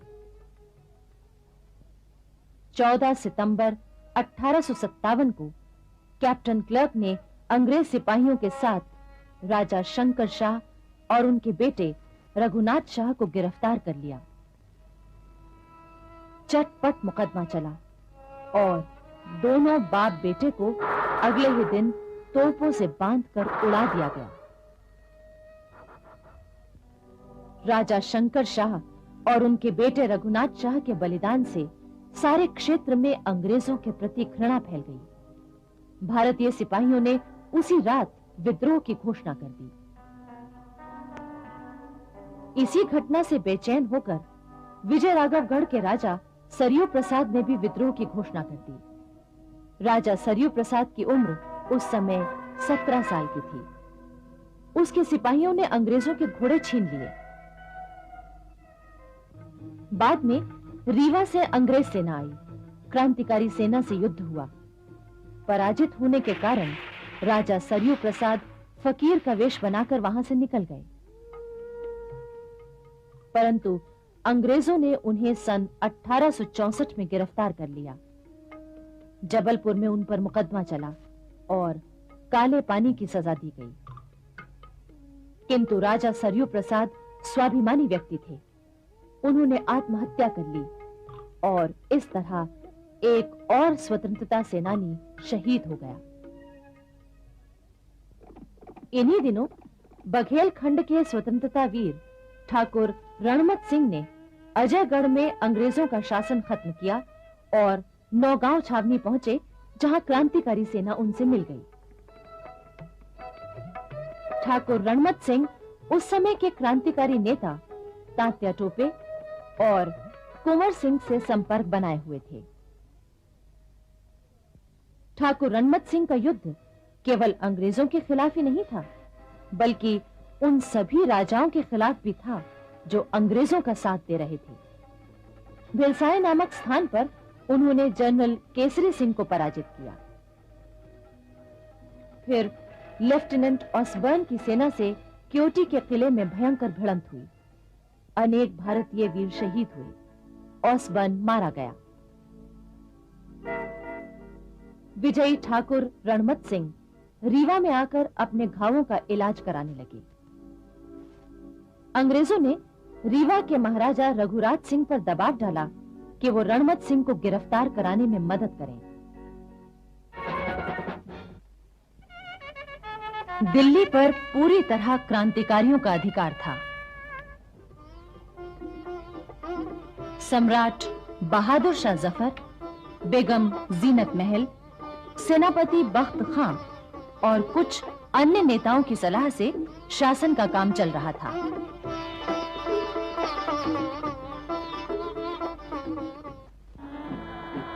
लेकिन दूसरी तरफ दिल्ली के बाहर कंपनी सरकार की सेना का भारी जमाव था। वो दिल्ली पर दोबारा अधिकार करने की पूरी कोशिश कर रहे थे, पर क्रांतिकारी सेनाएं उन्हें लगातार पीछे भेज रही थीं। दिल्ली पर अधिकार करने के लिए कंपनी की सेना को 5 दलों में बांटा था। प्रधान सेनापति विल्सन के नेतृत्व में पहले 3 दलों ने कश्मीरी गेट से प्रवेश करने की तैयारी की। चौथा दल लेकर मेजर रीड काबुली दरवाजे पर पहुंचा और सब्जी मंडी की तरफ से बढ़ने की योजना बनाई। आखिर 14 सितंबर 1857 को सूर्योदय होते ही जनरल निकलसन कश्मीरी गेट के पास दीवार की ओर बढ़ा। तभी इधर से क्रांतिकारियों ने गोले बरसाने शुरू कर दिए। दीवार के नीचे अंग्रेजों की सेना भारी संख्या में मारी गई, लेकिन जनरल निकलसन ने इसकी परवाह नहीं की। एक जगह दीवार कुछ टूट चुकी थी। निकलसन ने वहां पर सीढ़ी लगवा दी। वो दीवार कूदकर शहर के अंदर जाना चाहता था। आखिर निकलसन गोलों और गोलियों की बौछार की परवाह न करता हुआ दीवार पर चढ़ गया और शहर के भीतर जा पहुंचा। उसके बाद तो भारी संख्या में अंग्रेज सैनिक अंदर पहुंच गए। कश्मीरी गेट पर घमासान लड़ाई शुरू हो गई। आखिर अंग्रेज सैनिकों ने कश्मीरी गेट का एक हिस्सा उड़ा दिया। इससे कर्नल कैंपबेल भी अपनी सेना लेकर शहर के अंदर आ गया।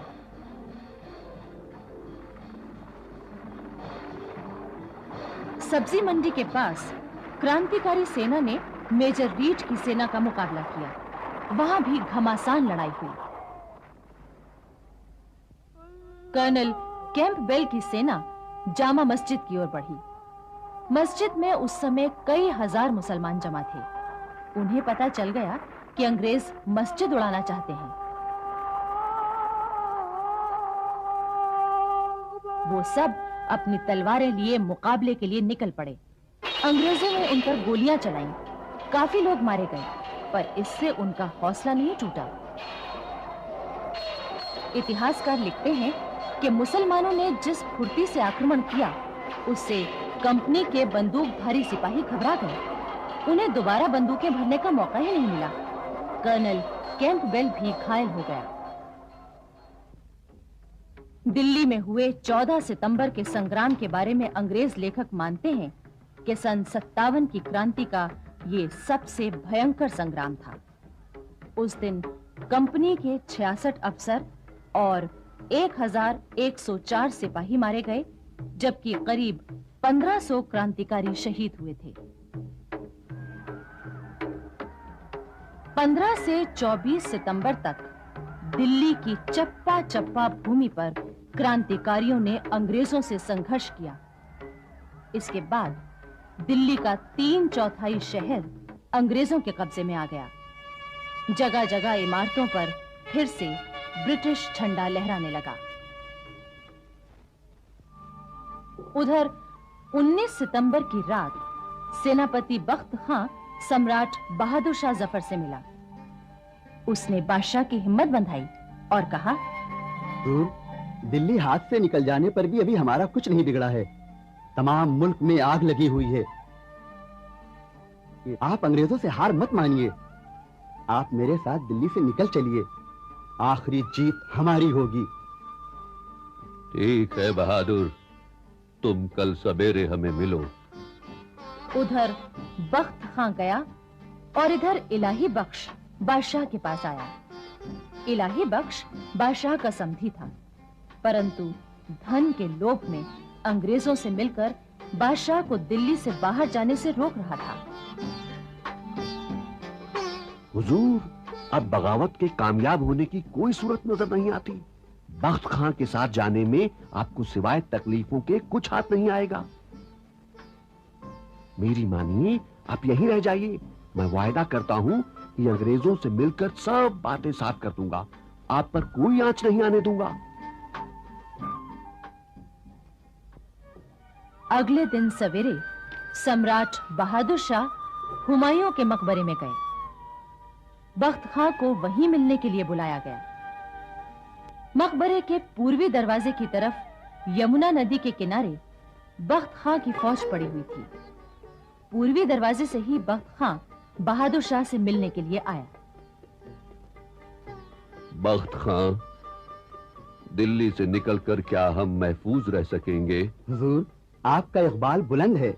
दिल्ली को तो छोड़िए, मुल्क के तमाम इलाकों में आपके लिए इज्जत है और वहाँ आप महफूज रहेंगे। लेकिन इलाही बख्श तो... आप उसकी बातों में मत आइए हुजूर, वो फिरंगियों से मिला हुआ है। मैंने अपनी फौज तैयार कर ली है, आप फौरन निकल चलिए। कोई आपका बाल बांका नहीं कर सकता। बख्त खां, मुझे तुम पर पूरा यकीन है। ठीक है, मैं थोड़ी देर में तुम्हारे साथ चलूंगा। बख्त खां के जाते ही इलाही बख्श फिर पहुंच गया। सारे मुल्क में फिरंगियों ने मार काट मचा रखी है। आज नहीं तो कल आप पर मुसीबतें आ जाएंगी। मेरी मानिए, फिरंगियों से दोस्ती करने में ही भलाई है हुजूर। बूढ़ा बादशाह अजीब पशुपेश में पड़ गया। अभी इलाही बख्श अपने दांव पेच चल ही रहा था कि बख्त खां पहुंच गया। अरे, ये फिर यहाँ टपका। हुजूर, मैं आपका रिश्तेदार हूं, भला मैं आपसे क्यों दगा करूंगा? लेकिन ये बख्त खां पठान है, मुगलों से अपनी कौम का पुराना बदला चुकाना चाहता है और आपके साथ धोखा करेगा। अच्छा तो ठहर, अब मजा देख धोखेबाज, अभी तेरा फैसला किए देता हूँ। अरे अरे अरे, ठहरो बहादुर, ठहरो। ये क्या पागलपन है बहादुर? मुझे तेरी हर बात का यकीन है और मैं तेरी हर राय को दिल से पसंद करता हूं, मगर जिस्म की कुव्वत ने जवाब दे दिया है, इसलिए मैं अपना मामला तकदीर के हवाले करता हूं। मुझको मेरे हाल पर छोड़ दो और बिस्मिल्लाह करो। हमारी फिक्र मत करो, अपने फर्ज को अंजाम दो। बादशाह की बातें सुनकर बख्त खां का दिल टूट गया। वो गर्दन नीची करके पूर्वी दरवाजे से बाहर निकल आया। फिर तो इलाही बख्श को मौका मिल गया। वो फौरन कैप्टन हडसन के पास पहुंचा। साहब, देर मत कीजिए, यही मौका है। बख्त खां को बादशाह ने नाराज करके भेज दिया है। आप पश्चिम के दरवाजे से चलकर फौरन बादशाह को गिरफ्तार कर लीजिए। साहब। फिर इलाही बख्श लपक कर बादशाह के पास पहुंच गया। पीछे पीछे हडसन बहादुर शाह को गिरफ्तार करने पहुंचा। वो उसे देखकर हैरान रह गए। बादशाह ने अब इलाही बख्श की सारी चाल समझ ली थी। उन्होंने नफरत से उसकी ओर देखकर कहा, इलाही बख्श, क्या तुमने इसीलिए मुझे बख्त खां के साथ जाने से रोका? कैप्टन हडसन ने सम्राट बहादुर शाह जफर, बेगम जीनत महल और शहजादे जमा बख्त को गिरफ्तार कर लिया और उन्हें लाकर लाल किले में कैद कर दिया। इसके बाद फौरन ही कंपनी के बड़े अफसरों की मीटिंग हुई। कैप्टन हडसन और जनरल विल्सन की राय थी कि सम्राट बहादुर शाह को फौरन मार डालना चाहिए, लेकिन कंपनी के बड़े अफसरों ने कहा कि इससे देश के हालात और ज्यादा बिगड़ सकते हैं, इसलिए उन्हें कैद ही रखा जाए। उधर हुमायूं के मकबरे में बादशाह के दो बेटे मिर्जा मुगल और मिर्जा अख्तर सुल्तान और पोता अबू बकर अभी मौजूद थे। ये लोग तय नहीं कर पाए थे कि वो किधर जाएं। इलाही बख्श को जैसे ही ये बात मालूम हुई तो वो भागकर कैप्टन हडसन के पास पहुंचा। उसने हडसन से कहा, आप फौरन चलकर बादशाह के बाकी दो बेटों और पोतों को गिरफ्तार कर लीजिए वो लोग भागने ही वाले हैं। कैप्टन हडसन तुरंत मकबरे में पहुंचा और तीनों शहजादों को गिरफ्तार कर लिया। इलाही बख्श ने उन्हें उस वक्त यही भरोसा दिलाया कि वो जनरल विल्सन से उनकी जान बख्शवा देगा। अब हडसन तीनों शहजादों को बग्घी में बिठाकर शहर की ओर ले चला। अंग्रेज सैनिक सवार बग्घी को घेर कर चल रहे थे। सन 1857 की क्रांति का दमन करने में अंग्रेजों को लगातार सफलता मिल रही थी। इसका मुख्य कारण था हमारी आपसी फूट और हमारे ही लोगों द्वारा अंग्रेजों की मदद। झांसी के किले पर लहराता स्वाधीनता का हरा झंडा अंग्रेजों की आंख का कांटा बना हुआ था। 6 जनवरी 1858 को सर ह्यू रोज एक विशाल सेना लेकर मऊ छावनी से झांसी के लिए रवाना हुआ।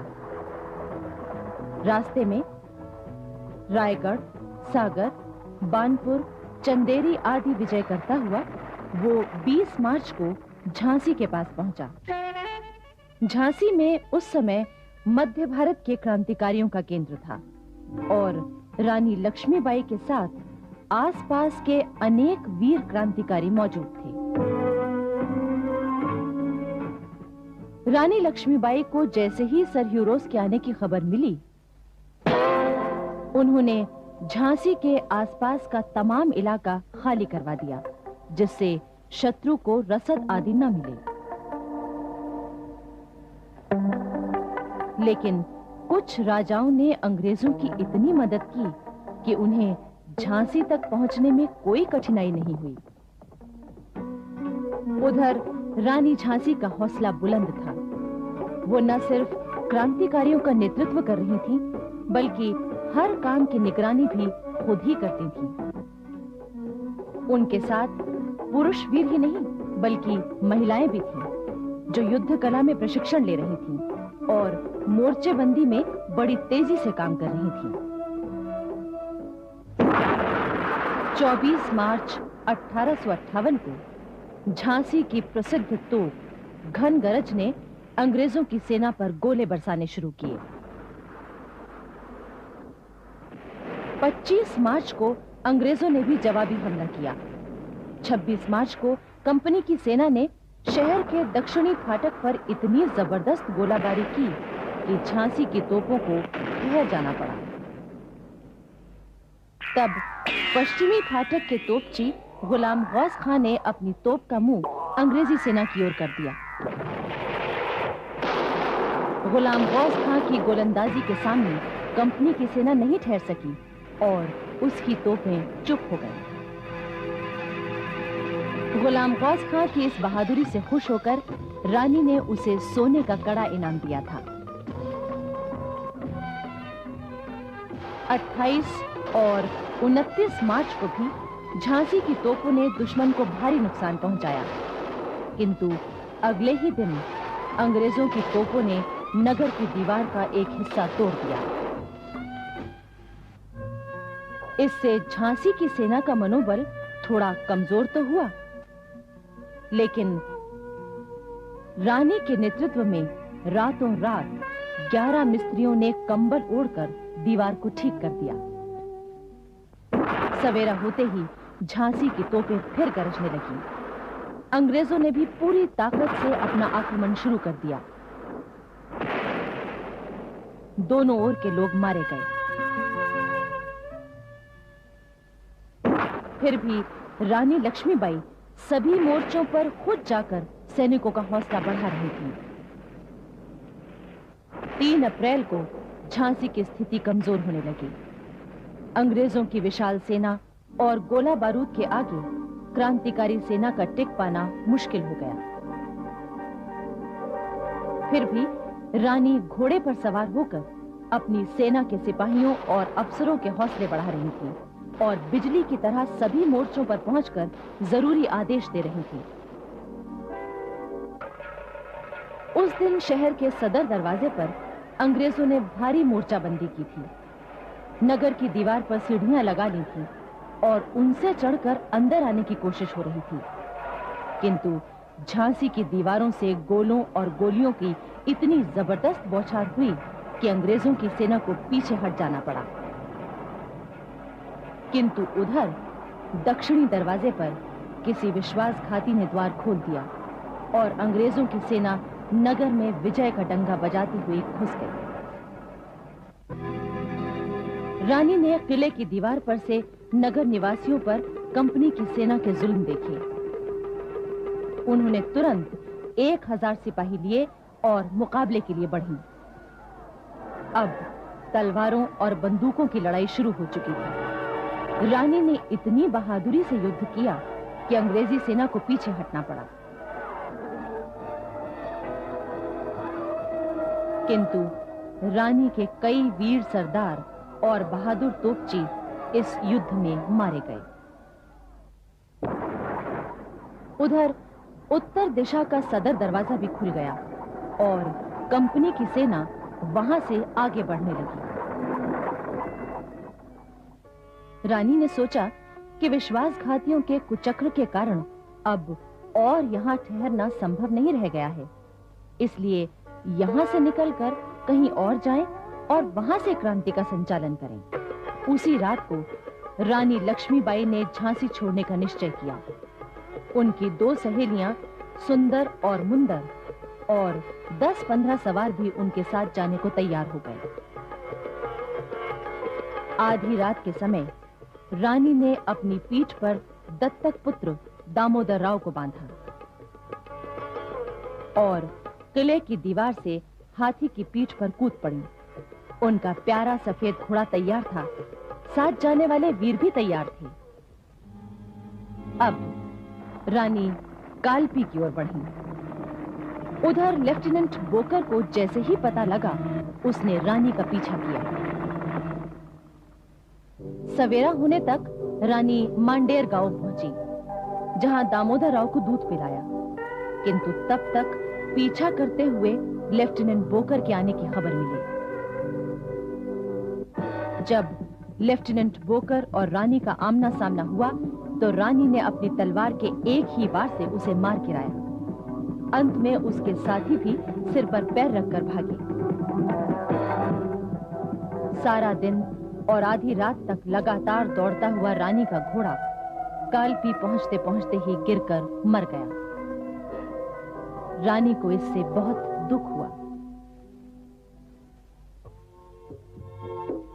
कालपी में उस समय नाना साहब के भतीजे राव साहब और सेनापति तात्या टोपे मौजूद थे। रानी ने उनके साथ बैठकर सारी स्थिति पर विचार किया। उधर बांदा के नवाब, शाहगढ़ और बानपुर के राजा भी अपनी अपनी सेना लेकर कालपी आ गए। सर ह्यूरोज अपनी सेना लेकर कालपी आ गया। वहां रानी के नेतृत्व में क्रांतिकारी सेना ने घमासान युद्ध किया। अंग्रेजों की सेना के हौसले कमजोर पड़ गए, किंतु उन्होंने संगठित होकर फिर से हमला किया और क्रांतिकारी सेना को हारकर पीछे हटना पड़ा। 24 मई को कंपनी की सेना ने कालपी में प्रवेश किया। रानी लक्ष्मीबाई अपने साथियों को लेकर कालपी से निकल गईं। उधर तात्या टोपे चुपचाप ग्वालियर पहुंचे और सिंधिया की सेना तथा ग्वालियर की जनता को क्रांति सेना का साथ देने के लिए तैयार कर लिया। गोपालपुर में तात्या टोपे ने रानी लक्ष्मीबाई और राव साहब को बताया कि ग्वालियर की सेना की मदद से हम कंपनी की सेना को हरा सकते हैं।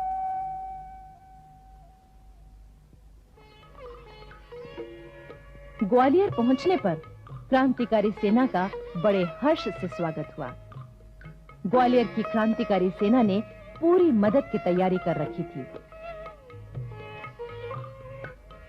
3 जून 1858 को ग्वालियर के फूलबाग में बहुत बड़ा दरबार हुआ। इस दरबार में रुहेला, राजपूत और मराठा पलटनें भी मौजूद थीं। नाना साहब के भतीजे राव साहब को पेशवा का प्रतिनिधि मानकर सम्मानित किया गया। तात्या टोपे को प्रधान सेनापति बनाया गया और 20 लाख रुपए सेना में बांटे गए। उधर सर ह्यूरोज ने निश्चय किया कि इस समय तुरंत ग्वालियर पर हमला करना चाहिए। उसे तात्या टोपे की संगठन शक्ति का सबसे ज्यादा डर था। इधर रानी लक्ष्मीबाई ने राव साहब आदि सभी को चेतावनी दी कि ये समय फुर्सत में बैठने का नहीं है, बल्कि सेना को मुकाबले के लिए संगठित करना जरूरी है। किंतु रानी की इस सलाह पर उन लोगों ने ध्यान नहीं दिया। आखिर सर ह्यूरोज अपनी सेना लेकर ग्वालियर पहुंच गया। क्रांतिकारी सेना तैयार नहीं थी, फिर भी तात्या टोपे ने आगे बढ़कर मुकाबला किया, किंतु क्रांतिकारी सेना हार गई। 17 जून 1858 को रानी लक्ष्मीबाई और सेनापति जनरल स्मिथ का मुकाबला हुआ। रानी की दोनों सहेलियां सुंदर और मुंदर भी साथ थीं। स्मिथ ने कई आक्रमण किए, किंतु रानी लक्ष्मीबाई ने हर बार उसे पीछे खदेड़ दिया। इतिहासकार लिखते हैं कि उस दिन सुबह से शाम तक रानी लक्ष्मीबाई घोड़े पर सवार युद्ध भूमि में अद्भुत वीरता के साथ लड़ती रहीं और विजयी हुईं। 18 जून को जनरल स्मिथ और अधिक सेना लेकर फिर से ग्वालियर के पूर्वी फाटक पर पहुंचा। उस दिन दरअसल अंग्रेजों ने कई मोर्चे खोल दिए थे। इस बार जनरल स्मिथ के साथ सर ह्यूरोज भी था। कहते हैं उस दिन सवेरे जब रानी अपनी दोनों सहेलियों के साथ शरबत पी रही थी, तो खबर आई कि कंपनी की सेना बढ़ी चली आ रही है, बहुत बड़ी फौज है। रानी ने तुरंत शरबत का कटोरा फेंक दिया और युद्ध के लिए निकल पड़ी। एक अंग्रेज प्रत्यक्षदर्शी लिखता है, तुरंत सुंदर रानी मैदान में पहुंच गई। उसने बार बार तूफानी गति से सर ह्यूरोज की सेना पर हमला किया, लेकिन उसके सैनिकों की तादाद लगातार कम हो रही थी। आखिर रानी लक्ष्मीबाई चारों ओर से घिर गई, लेकिन रानी ने फिर भी मुकाबला किया। उस समय रानी की 2 सहेलियां और 10-15 सवार ही शेष थे। रानी तलवार से अपना रास्ता साफ करती हुई आगे बढ़ी। अंग्रेज अभी भी उनका पीछा कर रहे थे। रानी की गति इतनी तेज थी कि अंग्रेजों के लिए उन्हें छू पाना भी मुश्किल हो रहा था। लेकिन आगे नाला आ गया और रानी का घोड़ा नया था। उसने बहुत कोशिश की कि घोड़ा नाला पार कर जाए, लेकिन घोड़ा अड़ गया। तब तक पीछा करते हुए अंग्रेज सैनिक वहां पहुंच गए। तभी एक अंग्रेज सैनिक ने पीछे से रानी के सिर पर वार किया। सिर का दाहिना भाग अलग हो गया। फिर भी रानी ने घूमकर एक वार में ही उस सैनिक को मार दिया। तभी एक और वार हुआ और रानी खून से लथपथ हो गई। घोड़े से गिरते गिरते भी रानी ने उस अंग्रेज सैनिक को भी मार दिया। तब तक रानी लक्ष्मीबाई का वफादार नौकर रामचंद्र राव देशमुख पहुंच चुका था। घायल और बेहोश रानी को उठाकर वो पास ही एक साधु की कुटिया में ले गया, ताकि उनका मृत शरीर अंग्रेजों के हाथ न लगे।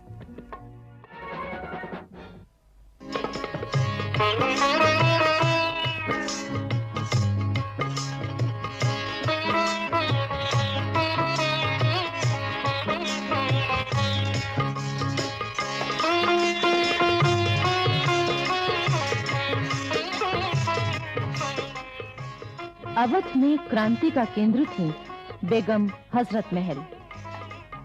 अवध की जनता ने उनके बेटे बिरजिस कदर को गद्दी पर बिठा दिया था।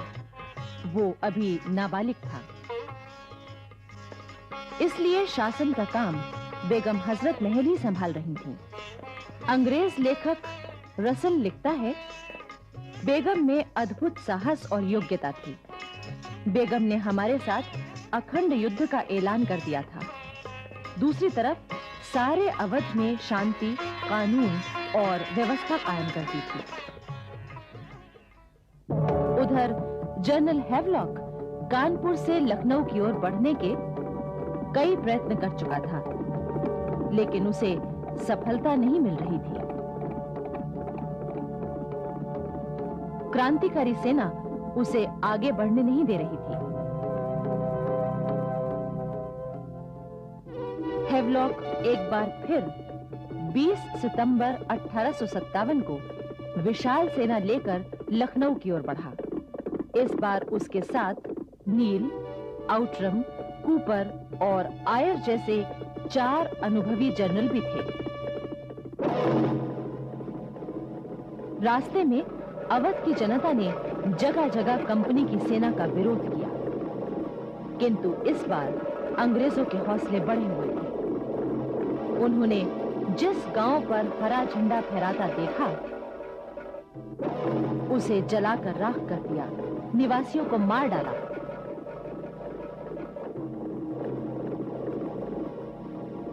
तेईस सितंबर को लखनऊ के पास आलमबाग में कंपनी की सेना और क्रांतिकारी सेना में जमकर मुकाबला हुआ। लेकिन तभी दिल्ली में दोबारा अंग्रेजी राज कायम होने की खबर आई। इससे अंग्रेजों के हौसले और बढ़ गए। 25 सितंबर को अंग्रेजी सेना 4 बाग के पुल के पास आ पहुंची। क्रांतिकारी सेना के साथ यहां भी घमासान युद्ध हुआ। कंपनी सेना का भारी नुकसान हुआ। इसी दौरान इलाहाबाद में दमन करने वाला मशहूर सेनापति जनरल नील मारा गया। कंपनी की सेना लड़ते लड़ते रेजिडेंसी पहुंच गई। इसका नेतृत्व हैवलॉक कर रहा था। रेजिडेंसी में क्रांतिकारी सेना ने घेरा डाल दिया। अंग्रेजों की सेना रेजिडेंसी में कैद हो गई। आखिर ब्रिगेडियर ग्रांट एक बड़ी सेना लेकर आलमबाग पहुंचा। 14 नवंबर को आलमबाग की ओर से ब्रिगेडियर ग्रांट ने और रेजिडेंसी की ओर से हैवलॉक और आउटरम ने क्रांतिकारियों को दबाना शुरू किया। 16 नवंबर को सर कॉलिन कैम्पबेल ने अपनी सेना के साथ सिकंदरबाग पर हमला किया। क्रांतिकारियों ने यहां अद्भुत साहस दिखाया। इसके बाद दिलखुशबाग, शाहनजफ, मोती महल आदि अनेक स्थानों पर 23 नवंबर तक युद्ध जारी रहा। रेजिडेंसी में कैद अंग्रेज छूट गए, किंतु लखनऊ शहर अभी तक क्रांतिकारियों के हाथ में था। इसी बीच कानपुर पर तात्या टोपे के कब्जे का समाचार मिलते ही कैम्पबेल कानपुर की ओर रवाना हुआ। उधर लखनऊ में जनरल आउटरम मोर्चा संभाले रहा। लखनऊ में उस समय क्रांतिकारियों के संगठन और नेतृत्व का काम क्रांति नेता मौलवी अहमद शाह देख रहे थे। अंग्रेज इतिहासकार लिखते हैं कि फैजाबाद के मौलवी अहमद शाह में एक महान आंदोलन चलाने और विशाल सेना का नेतृत्व करने की अद्भुत योग्यता थी। आलमबाग पर जितनी बार भी युद्ध हुए, मौलवी अहमद शाह अपने घोड़े पर सबसे आगे लड़ते हुए दिखाई देते थे। अवध में क्रांतिकारियों का संगठन इतना जबरदस्त था कि अंग्रेजों को वहां पैर जमाना मुश्किल हो रहा था। अवध की अधिकांश प्रजा, लगभग सभी राजा, जमींदार और ताल्लुकेदार सच्चे उत्साह से नवाब बिरजिस कदर और बेगम हजरत महल के लिए अपना बलिदान देने के लिए तैयार थे। इनमें राणा बेनी माधव का नाम बड़े आदर के साथ लिया जाता है। राणा बेनी माधव में जन संगठन और छापा मार युद्ध कला की अद्भुत योग्यता थी। अंग्रेजों ने उन्हें अपनी ओर मिलाने के लिए बहुत लालच दिए, किंतु राणा बेनी माधव ने बेगम हजरत महल का साथ